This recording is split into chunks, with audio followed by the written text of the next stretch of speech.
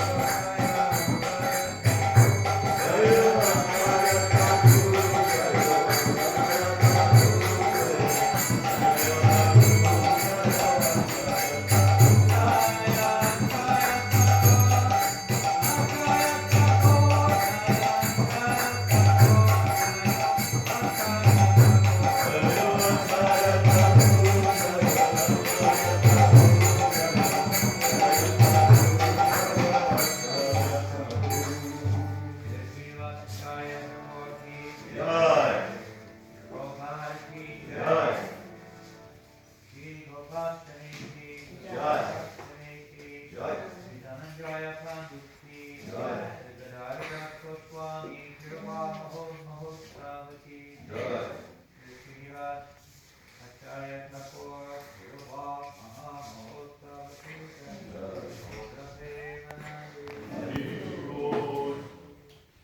all glorious Hare Krishna, Shri Guru, Shri Gauranga.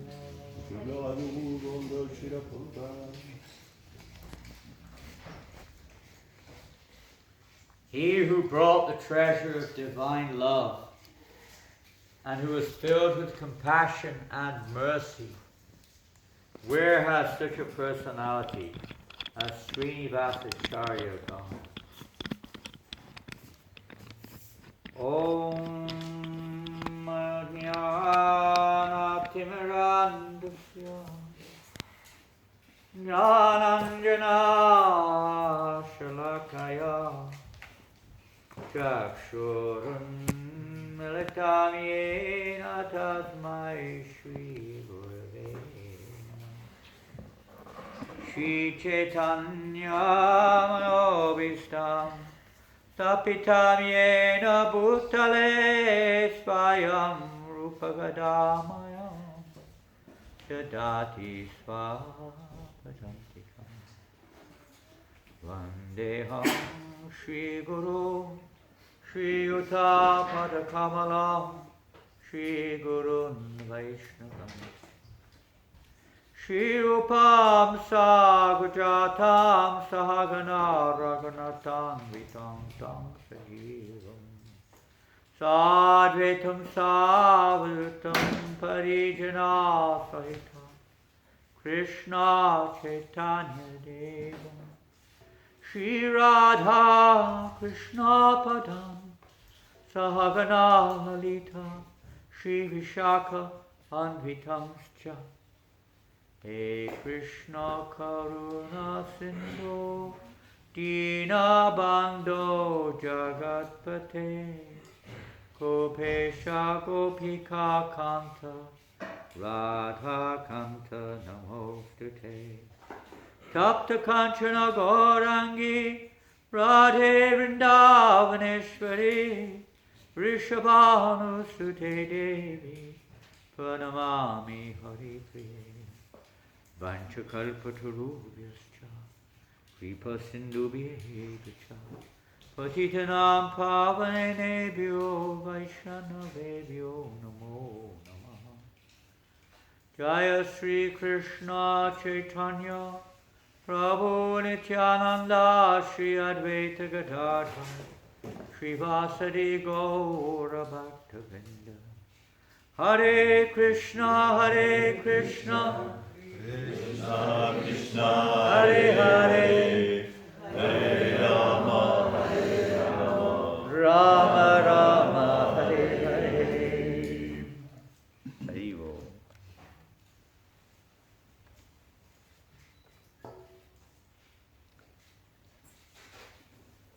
Well, we'll just read a little bit about these personalities and talk a little bit about Srinivasa Acharya.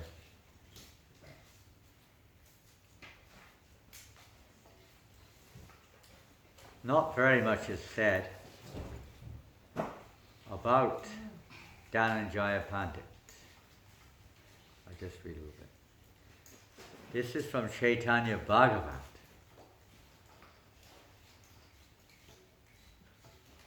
Janananda Pandit was a very rare soul.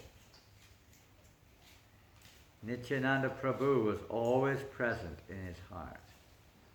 So he was a follower of Lord Nityananda. He lived not too far from Navadvip in the Bardhaman district. Well, that's what it's not too far away from. He was present during Mahaprabhu's Sankirtan pastimes in Navadvip. So many devotees are not mentioned, they were present there, only the prominent ones. His disappearance is on the 8th day of the bright fortnight, which is today, in the month of Kartik. Jai. There's a few other little things, but they're just about the nature of his village and so on. So we'll leave it at that with Janananda Pandit. And we'll read a little bit more about Gadadhar Das. Now, it's interesting. We did discuss Gopastami just now, okay, so big day for the cows, Gopastami. I don't know what we're doing, if anything. Normally there's a big festival for the cows today. decorating, as we mentioned, you've got to put silver on their horns if they wouldn't want it. Pure silver. And on their hooves as well. So let's find some silver. Yeah. And they just paint them nowadays. Let's see, is there anything we want to know? We can chant a mantra all together.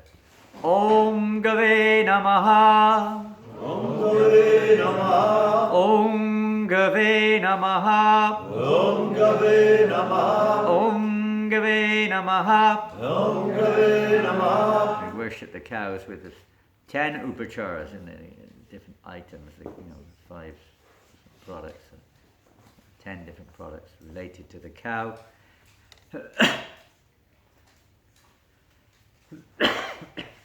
Dresses up in colourful clothes, painting the Lord, the cow's horns and so on, and their bodies and what have you. Feed them with sweet grass, circumambulate the cows, and offer obeisances. Om Namo Gobhya Shimatibhya Saurabhebhya Evacha. Evacha. Om Namo Evacha. Everything between. You should learn this prayer after your obeisance to the cows. After obeisances. Namo Brahma Sutabhyascha Pavitrabhyo Namo Namaha. That's interesting. Pranams to the cows. Especially today. Today's the day Krishna starts looking after the cows. So a little bit about Gadadhar Das Thakur. There's a fair bit written about him. I've just chosen a few points. One thing which isn't mentioned here, he actually associated with Srinivasa Acharya. Later on we'll hear about that. Sri Gadadhar Das Thakur had previously lived at Navadvip. When the Lord went to live at Jagannath Puri, Gadadhar Das also went there to be with him. Later on, Mahaprabhu sent him back with Nityananda Prabhu to preach in Bengal. So he's a preacher. He first stayed in Ariadagram, which is situated on the banks of the Ganga. Then he spent some time in Navadvip taking care of Sachimata and Vishnupriya. Sachimata, if you don't know, was the mother of Lord Chaitanya, and Vishnupriya was his wife.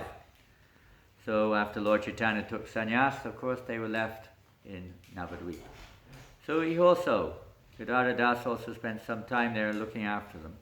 But after their disappearance, he came to live at Katwa, where Mahaprabhu would accept his sannyas from Keshava Bharati. He was a very confidential associate of Sri Gaur Nityananda. In the Gaur Ganadesh Deepika, which is a book written by Kavi Kanapura about the associates of Lord Chaitanya and who they are in Krishna Lila, it is stated that he is an incarnation of the effulgence of Srimati Radha Rani's body. Now this is also described, Gadadhar Pandit. It's not the same person, by the way, but they both have a similar Shakti, a similar nature. As well, he's also an expansion of Purnananda Gopi. Though he was one of the associates of Nityananda Prabhu, the majority of whom were cowherd boys, and thus situated in the mellow of friendship, he was absorbed always in the mood of a gopi. Interesting. Usually Lord Chaitanya's followers are in Sakya Ras, but here we see one of them is in Madhurya Ras. And Lord Nityananda is the gateway to all rasas. He has a form, Nangamanjari is his form, that is Nityananda, to give entrance into the various rasas. He was, once he was carrying a pot of Ganges water on his head. This is Gadadhar Das. He called out loudly, "Who wants to buy some milk?" You can try this trick, okay? Mm-hmm. You can carry a pot of water purified. Mm-hmm. "Who wants to buy some milk?" Sometimes he would say, Here is some first-class yogurt. Whoever wants to buy some, come here. Calling out like this, he would then laugh very loudly. I'm going to jump over a lot of this subject matter here. It's more of a description of Lord Nityananda dancing in the temple of Gadadhar Das. Here's another interesting pastime. In Chaitanya Bhagavat, Srila Vrindavan Das Thakur has described the glories of Das Gadadhar in this way. Nityananda Prabhu was personally present within the body of Sri Gadadhar Das. Such are his glories. Amongst Chaitanya Mahaprabhu's associates, no one wanted to go near the Mohammedan Qazi for fear that he might lose his caste. As is common then, they would sprinkle some water from their pitcher or something like that on your head if you went near them, and then you lose your caste. So now a Muslim. And you'd be rejected. It was very, they were quite fanatical, you could say, about the caste system in those days. Simply by looking at the face of a Mohammedan, a Hindu would lose his name in society. Pretty intense. It's not surprising there were some problems. It was Das Gadadhar who had the power to influence the notorious Qazi, and so he bestowed his merciful glance upon him. Even at their first meeting, he was able to lift that Qazi beyond the limits of his caste and creed, and thus those limitations completely fell away. Very powerful. One day, Gadadhar Das Thakur, intoxicated in ecstatic love while chanting the holy names of Hari, came to the house of the Qazi at Acharya Dahagram and began to call him. The Qazi, in a fit of anger, came storming out of his internal apartment, but upon seeing the transcendentally serene appearance and mood of Das Gadadhar Prabhu, he became stunned. His anger softened and his expression became friendly, because he was calling him, "Hey, Qazi, come!" Who's this insulting me like this?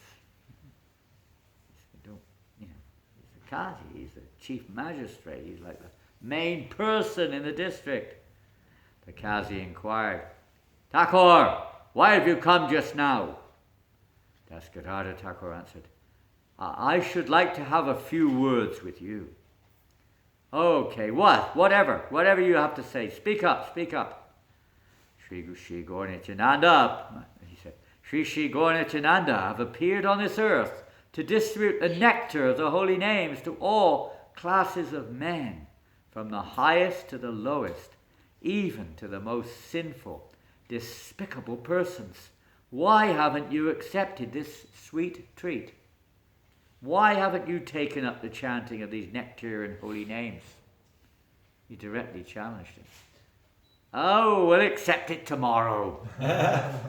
"Why tomorrow? Today you should accept. I have come here today to deliver you from the depths of ignorance and sin by the power of these holy names.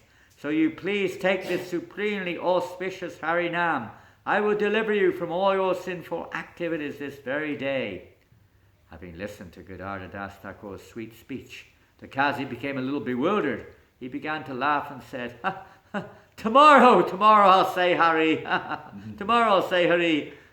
When he heard the two syllables Ha and Ri emanate from the Qazi's mouth, Das Gadadhar Thakur became overwhelmed in the happiness of ecstatic love and exclaimed, "Tomorrow? Sir, you have said Hari just now. All of your sins have fled away. You have become supremely pure." Saying this, he began to dance in ecstasy. The Qazi, having been purified by the transcendental vibration of Hari, took shelter at Das Gadadhar Thakur's lotus feet. In this way, Das Gadadhar Thakur delivered many sinful, wicked Yavanas and other such people. He disappeared on the 8th day of the bright fortnight of the month of Kartik today. Acharya Dahagram is reached from Calcutta by bus, if you want to go there. You go there by bus. All these little details are given. I didn't really mean to read them. I thought it was just funny. How you get there, how far it is this station, then you walk 5 miles and you take a rickshaw. Bhakti Siddhanta, this is Bhakti Siddhanta Maharaj actually commenting. Gives all these little details. Then you walk 200 meters and you'll see a tree on your right, and he goes into all these details. Gadadhar Das Thakur's Samadhi Mandir and the Samadhi of the hair of Lord Chaitanya, shaved off by the barber Madhisil when he accepted sannyas, are united within the same tomb at Keshava Bharati's ashram at Katwa. So if you want to see that, the Samadhi of Gadadhar Das Thakur and some hair of Lord Chaitanya Mahaprabhu, which was shaved off by the barber when he took sannyas, you will find it there in Katwa, in the ashram of Keshava Bharati, the sannyas guru of Lord Chaitanya. Sri Das Gadadhar, and that's also related to the next pastime of Srivas Thakur. Sri Das Gadadhar Thakur established a temple at the place where Mahaprabhu accepted sannyas, and the deity of Lord Gauranga was personally installed by him. The deity is one of 3 deities which were carved from one neem tree as per the order of Sriman Mahaprabhu, which he communicated to Narahari Sharakar Thakur and deity. And it goes on describing those beautiful deities. And that's that. Hare Krishna. And a little something on Srinivasa Acharya, who is most prominent, of course, of these acharyas. And some say the most prominent acharya in certain ways after Lord Chaitanya's immediate associates had departed. There were the 3 very famous associates, of course. They were very close associates. 3 most prominent, Srinivasa Acharya, he was the senior amongst them. Then Narottam Das and Janananda, who was the junior. They were intimate disciples, Siksha disciples of Jiva Goswami. We heard about Narottam recently, and we heard about this a little bit, so we won't overgo that. But we're back to Srinivasa Acharya. Very wonderful pastimes. Srinivasa Acharya. His parents, they lived in Bengal, some distance from Katwa, and they heard about Lord Chaitanya, who was residing in Navadvip, and they became completely overawed on hearing about him. They became completely, absolutely enamored and overawed. They just dedicated their lives to hearing about him and wanting to be with him, devotion towards Lord Chaitanya. But they couldn't go to see him. They had certain commitments and various things holding them back.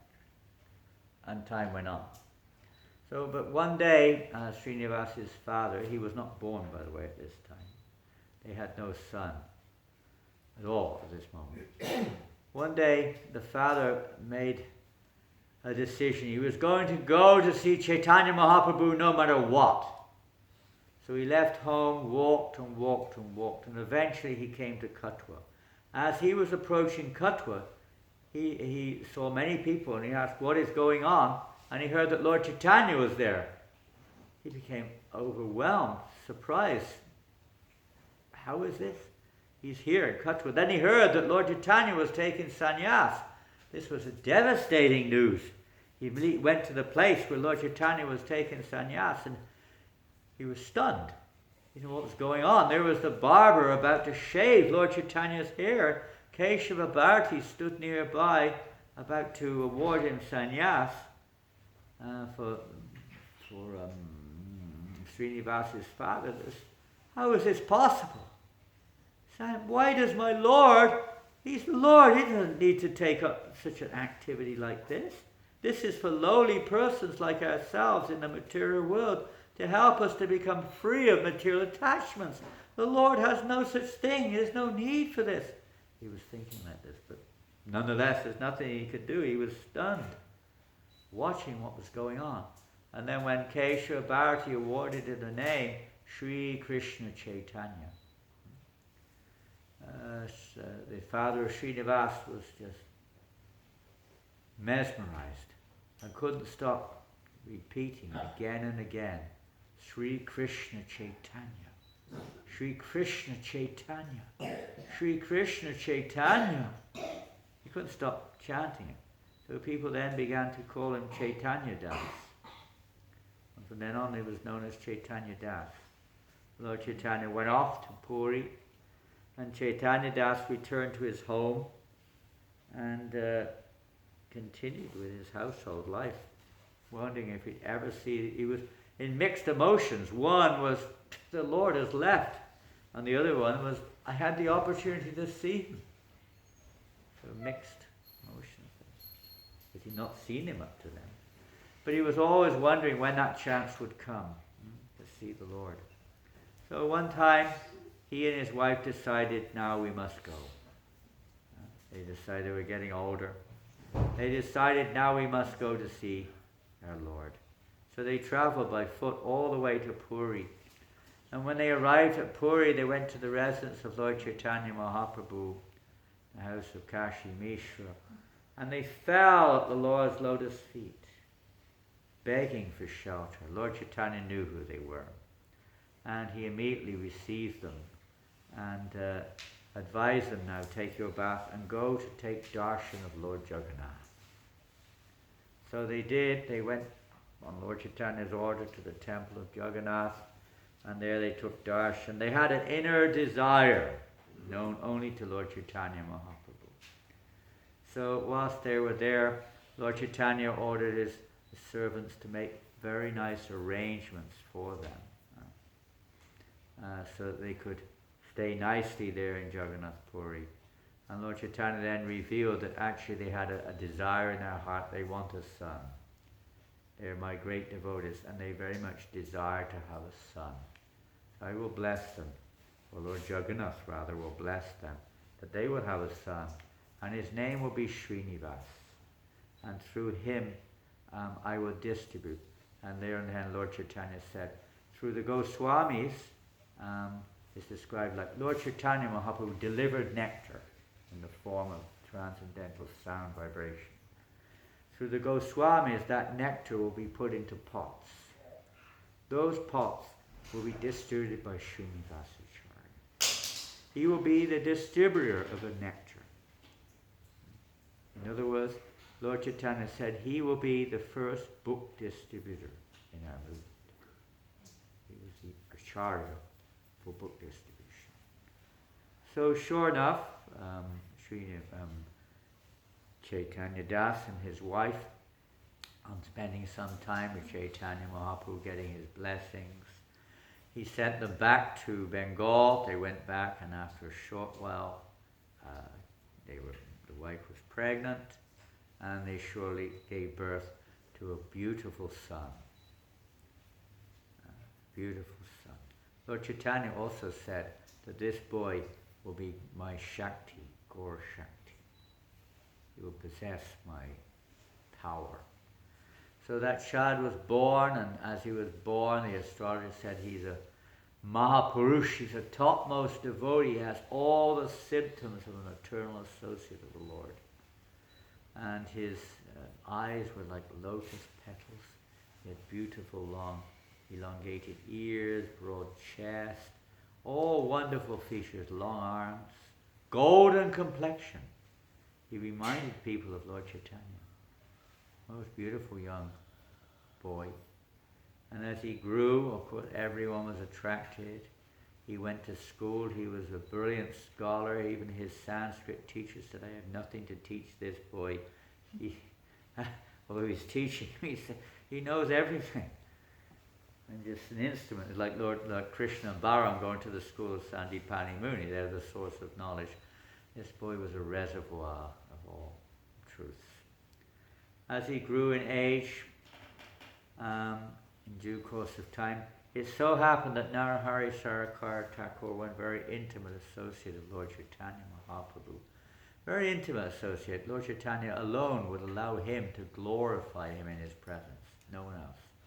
He was very close to Lord Chaitanya. We don't hear much about him. Happened to live in that area, and Srinivasa had the opportunity to associate with him and hear all about Lord Chaitanya Mahaprabhu. So he was overwhelmed. He wanted to take initiation from Narahari Sarakar, But Lord Chaitanya told Narahari when Srinivasa appears, then you guide him, but actually he is destined to take initiation from Gopal Bhatta Goswami. So now knowing this, Narottam Das Thakur said, no, it's not my role. But he said, now very shortly, Lord Chaitanya Mahaprabhu may be winding up his pastimes. So you should really go to meet Chaitanya Mahaprabhu. But unfortunately, before that was possible, he had this habit, Srinivasa had this transcendental habit of visiting all the various houses and abodes of the associates of Chaitanya Mahaprabhu, wherever he was. So news came that Mahaprabhu had passed away, left this world. So it was devastating news. And but Lord Chaitanya had instructed, he prepared all of his associates actually for Srinivasacharya. He told Gadadhar Pandit, I want you to instruct Srinivasacharya in Bhagavatam.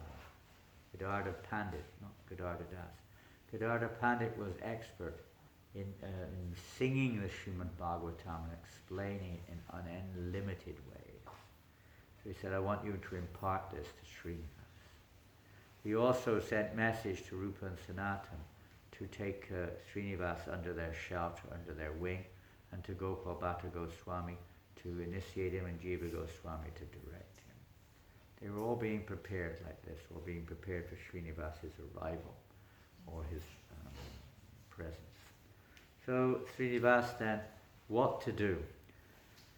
So he proceeded on towards Puri, and when he reached Puri, he went straight to the place of Gadadhar Pandit, the Gopinath temple, to the Gopinath temple, and there Gadadhar Pandit was crying tears of separation, flowing from his eyes. He couldn't bear the separation from Lord Chaitanya. But when Srinivas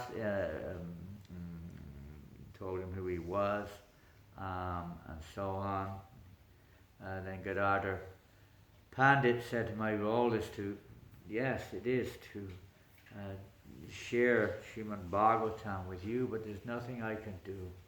The only manuscript here in Puri, which I have, is no longer, it cannot be read any longer.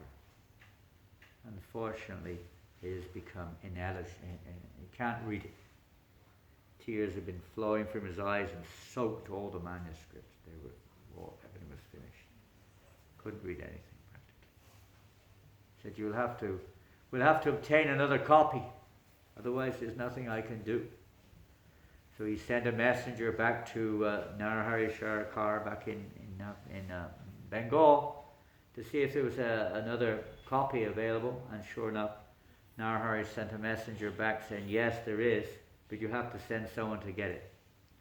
So Gadadhar Pandit sent Srinivas back to Bengal with the mission to obtain another copy of Srimad Bhagavatam, but again, as it should be, ordained by Providence, or maybe Srinivasa is showing the importance of the darshan of great devotees, but he went to all the various abodes of the devotees, the associates of Lord Chaitanya in Puri. Here, there, and everywhere he went. And consequently, then he eventually left. He went back to Navadvip, but when he got back to Navadvip, he heard that Gadadhar Pandit had left the world. So the second, let's say, devastation for Srinivas.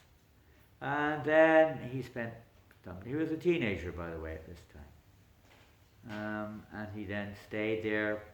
It so happened that his father passed away, and Narahari told him that now you should look after your mother. She's a great devotee. So he stayed there looking after his mother for some years. Doesn't say how many. But quite some time looking after his mother. But time was passing. Rupa Goswami and Sanatan were wondering, when is he going to come? When is he going to come? Where is he? It so happened that Janavama, who was still present on the planet, the wife, consort of Nityananda Prabhu, who had left, of course, but his wife was still present. She'd gone to Vrindavan And when she went to Vrindavan, the Goswamis were saying, "Where is Srinivas? Where is Srinivas?" Because she was acquainted with him. She knew him, at least knew of him, through Narhar Sharakar. And they said, "Please, when you return to Bengal, please immediately tell him he should come quickly. We're not sure how much longer we're going to stay either. Our business is, so long." So she went back to Bengal and told Narhari, who then consequently told Srinivas, "You should leave immediately for Vrindavan. The Goswamis are calling you." So he left, but as is usual, he went and visited again all the houses of the residents of Navadweep and Katwa and this place and that place. All over the place he went. And he also went on the way, then he left Navadweep, he left Bengal, he went all different places, visiting the abodes where sometimes the devotees were still there. Ramsi Vedana was still there in the house of Vishnu Priya, but she wasn't. He would go on and on and on like this, coming to the place of Varanasi, visiting the house of Chandrasekhar and Tapana Mishra and this thing and that. On he went to Prayag, and there he spent some time also where Lord Chaitanya had spent time there instructing Rupa Goswami and so on. Eventually he went forward towards Mathura. As he was approaching Mathura, he heard, a few days before he reached there, he heard that Sanatana Goswami had passed away. And then when he reached Mathura, Rupa Goswami had passed away. He was totally devastated. He felt like giving up his life in the river Yamuna or something. And he was, what to do? It's almost like again and again this was happening. Because of delay, he was missing the opportunities. Maybe you can learn a lesson. But the Lord appeared, or the Goswamis rather, appeared to him in a vision, saying, Rupa and Sanatana appeared to him and saying, don't be despaired. Lord Chaitanya has instructed us also that you should now proceed on to Vrindavan and take shelter of Gopal Bhatta Goswami. We will be with you, everything will be revealed, do not worry. And to take Siksha from Jiva Goswami. So he took heart and strength and went on towards Vrindavan. There he went to the Radha Govinda Mandir. Jiva Goswami, on hearing he came there, immediately went to the temple along with many of his followers, and they greeted Srinivas, who fell down, taking shelter of Jiva Goswami, who directed him to Gopal Bhatta Goswami for initiation. Gopal Bhatta Goswami initiated and then sent him to Jiva Goswami for spiritual guidance. So he stayed there for many, many years in Vrindavan, later to be joined by Narottam Das and by Shyamananda Pandit, and the three of them were studying under Jiva Goswami. Many, many years passed, and it was time for the mission of preaching outside of the inner circle to begin. So Jiva Goswami selected these three students as his representatives, the first travelling Sankirtan party. Book Sankirtan party, of course there's been many Kirtan parties. First travelling book Sankirtan party. Jiva Goswami prepared everything, the bullock carts, they had nice bullock carts, they had guards, 10 guards or something like that, and then you had the bullock men looking after the bullocks, and everything. They were provided with all the paperwork and whatever money was required for the journey. The books were all gathered together with the Goswamis and put into this beautiful big casket covered in nice cloth, and sealed and everything. Beautiful arrangement. And a big festival to see them off on this travelling Sankirtan party, leaving Vrindavan. All the Acharya, all the devotees were there. Everyone was there to greet, to wish them good journey, to see them go on this historic event. Very historic. First time in a line. They're going with all these literatures to preach in Bengal, Orissa, and other states of India. And off they go. They didn't want to leave Vrindavan, but what a glorious mission. And as they were going closer and closer and closer and closer to Bengal, everything was going wonderful. They came to the district of Vishnupur, near on the border of Bengal. And they reached this area, Vishnupur. It so happened in this state of Vishnupur, there was one king, Birhambir. King Birhambir was a very unusual king. He was a bit of a devotee, and he liked to hear Bhagavatam, but he had some bad habits, but let's put it like that. He had these astrologers, and he had a group of bandits, thugs, and he would add, every time any kind of traveler would come through his state, he would have the astrologers calculate their astrology, and without their knowledge, they were very expert, and they would predict that this person has this amount of wealth, that amount of wealth, and so on and so forth. So the king had these bandits who would then plunder whoever it was, the travelers. They would be plundered, and they'd take all their wealth away from them and bring it back to the king. It was a good arrangement. You can think about that here in New Mayapur. If we need a little bit of money and wants to join either the astrologer or the bandits, come and see me afterwards. Anyway, this was going on, and the king was like, he had this kind of addiction to this. So when Srinivasa Acharya and the others entered the state of Vishnupur, the astrologers were looking, and they could see that something very unusual is happening here. There's some travelers coming through. Oh my God! According to this, they have wealth beyond belief. You cannot believe what they've got. It's more valuable. It's indescribable what they've got. I think it's diamonds, or what is it? It's just, I think if you get the bandits to plunder them, we will not worry about anything ever again. You were the richest person on the planet. The king became very excited. He sent all of his best bandits and plunderers to follow this group of devotees and guards and so on. They were waiting for they saw that he had quite a few strong guards there. They were waiting for the opportune moment. And eventually, one night, Srinivasa Acharya and the party, they took rest by a beautiful lake. And they all fell. They weren't supposed to. But by the arrangement of Providence, they all fell in deep sleep. This is our chance, boys. In they went. And they stole the casket and took it back to the king Birhambir. When the pilgrims woke up in the morning, you can imagine how they felt. You probably can. But they were totally shattered. Oh no, what has happened? We've come this far and all the literatures have gone. Where are they? What has happened? It's a terrible event. Dreadful, you can imagine. But after some time, Srinivas calmed everyone down and said, don't panic. Don't panic. You carry on to Bengal, Orissa, and preach. I will stay here and I will retrieve the books. He already knew. That's his duty. So he stayed there in that state, Vishnupur, traveled around.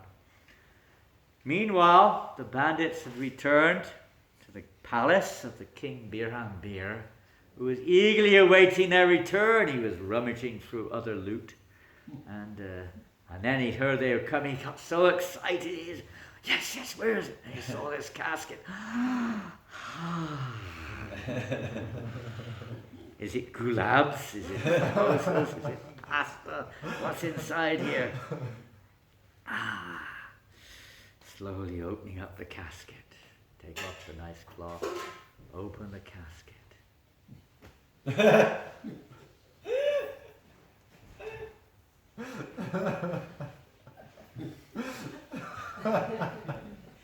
What is this? This is not jewels. It's paper. He was shocked. He picked it up. Oh my God. Srila Rupa Goswami. Then he started reading these beautifully compiled Sanskrit words. Closed the book.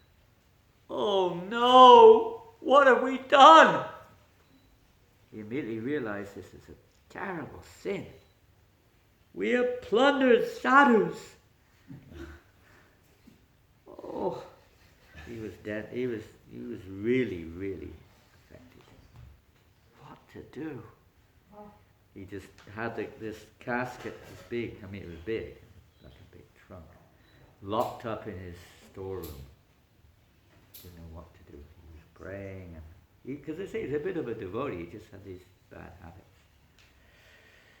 He had one Brahmin priest, Vyasacharya his name was, who was Vyasa Acharya.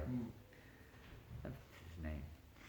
And he would daily recite Bhagavatam with his own interpretations. Nobody knew, so they didn't know what he was saying.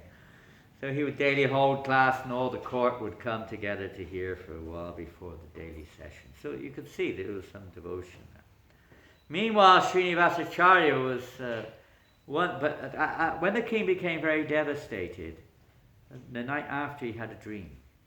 A golden personality appeared in his dream, said, "Don't be so depressed.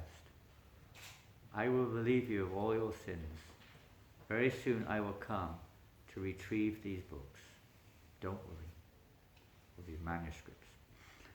The king felt some relief. That was how he was able to carry on. So Srinivasa was going here and there, and eventually he came to the city of Vishnupur, not just the state.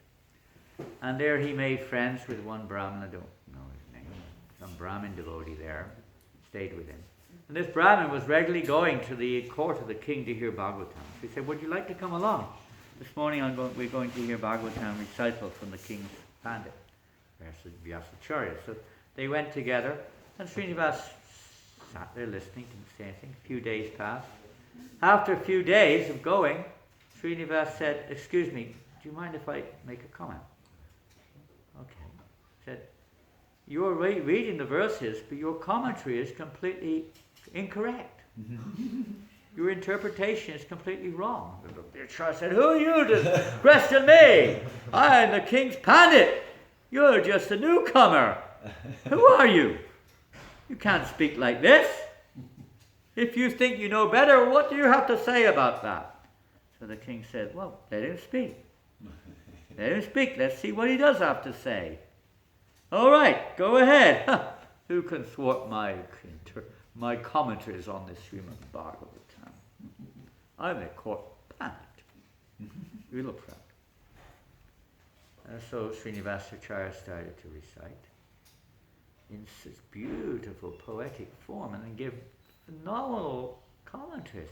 The king was completely mesmerized. Couldn't believe what he was hearing. Everyone was mesmerized. Even Vyasacharya, mouth dropped. And he was stunned. Everyone was just fixed on hearing his commentary. And in this way the king asked him, "Please, can I please have your association, your darshan afterwards?" So the king then asked Srinivasa if he would kindly come into his inner quarters. They started to talk and so on, and the king was overwhelmed. And basically he surrendered. He didn't know anything, that this was actually the person at this point of time. He surrendered to Srinivasa and begged him that, "Please, if there's any service I can do for you, please let me know. I want to be your servant." So Srinivasa then explained, "Well, while traveling through your kingdom, taking these manuscripts to Bengal, somebody in your kingdom plundered the manuscripts, the trunk which they were in, stole the literatures. If you could somehow or another help me to retrieve this, this would be the best service you can do." The king fell on the ground crying. "I am such a wicked, lowly worm, such a wretched myself, I have no hope. Oh, please, please, please, please, be merciful to me." He fell at his feet, helpless, hopeless. And Srinivasa picked him up and said, you don't have to be so depressed. Do not worry. I forgive you once. But there is one, the king then said, after being relieved a little bit, there is one golden lining, there's one great fortune for this sinful, heinous activity which I have performed. If I had not done this, I may never have had the chance to serve you and to meet you, my eternal spiritual life and soul. So he was like mixed. And so then the king took him to the room where they were locked, and sure enough, all the manuscripts were still there. And then Srinivasa stayed there for quite some time, initiated the king, initiated the whole family, initiated Acharya, initiated everybody in the town, practically speaking, in Gaudiya Vaishnavas. It became a completely Gaudiya Vaishnava city and kingdom. The king was very powerful. So many copies could be made of the literature. There was a divine plan going on here. So many copies were made. Preachers went to Tripura and other places from Vishnupur, spreading the teachings of the Goswamis all over. After some time, Srinivasa Acharya left and continued on his journey to meet up with Narottam. Again, Shyamananda had gone to Orissa, but Narottam was still there, and he wanted to see his aging mother and his Narahari Sharakara. Mostly everyone else had departed by now. Narahari was still there in his very old age, and his mother was in her last moments. And so he went back there, and of course bringing literatures. And when he got there, Narahari asked him if he would get married, if he would marry, please his mother. So by the arrangement of the Lord, he then entered into Grihastha life. He had Ishani, his first wife, she was also a very elevated soul, who was also initiating actually at some time, maybe after he left the world, I don't know. But she also initiated. He had daughters. Hemlata Thakurani was probably the most famous of his daughters. She was also a great Acharya. And some of them left their bodies and so on, what have you. But he got married to the pleasure of his mother, who left the world, of course. And then Narahari Sharakar also left the world. He organized big festivals for Narahari Sharakar. Through festivals, this is one of the things that he and Narottam taught, that big festivals are one of the primary or prominent ways of spreading Krishna consciousness. Gaur Punim was started by Srinivasa and Narottam, grand festival in Katuri to spread. Narottam Das Thakur also had a specific type of kirtan, but Srinivasa also, Mano Shoy or something, specific type of kirtan which was unique, which was revealed by Srinivasa.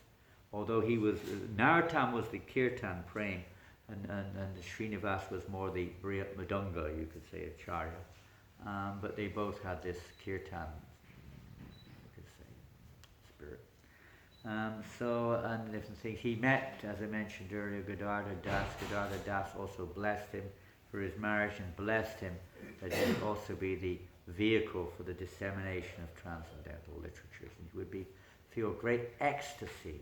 He would feel great ecstasy very soon, he said, you will feel the full ecstasy of Mahaprabhu's presence. You will actually experience his presence in Keturi like this, in Kirtan with Narottam Das, which is what happened in Keturi. Lord Chaitanya appeared there amongst their Kirtan.